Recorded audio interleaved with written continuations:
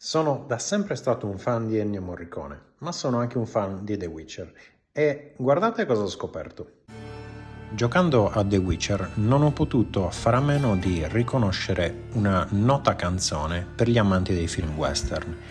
Arrivati nella città di Novigrad, nel gioco The Witcher 3 Wild Hunt, praticamente si inizia a sentire una particolare musica detta Novigrad The Beats. Ascoltiamola.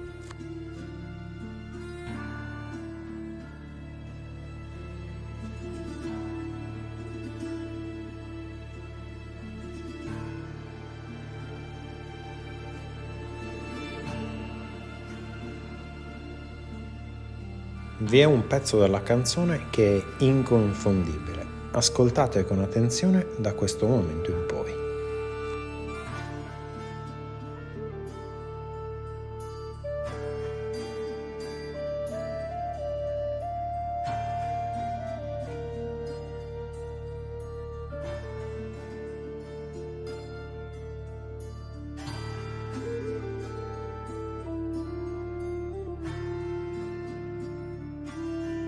Ora ascoltiamo la traccia Ricciolo da Il Mercenario.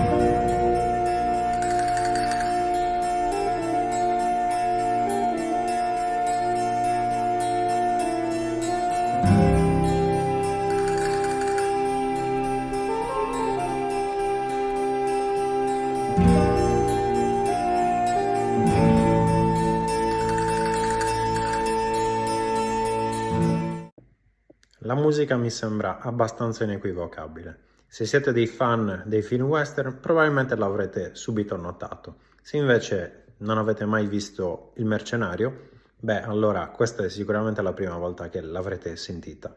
Però credo che sia proprio innegabile come la traccia di The Witcher sia palesemente ispirata a questa composizione di Ennio Morricone. Un caro saluto, ciao!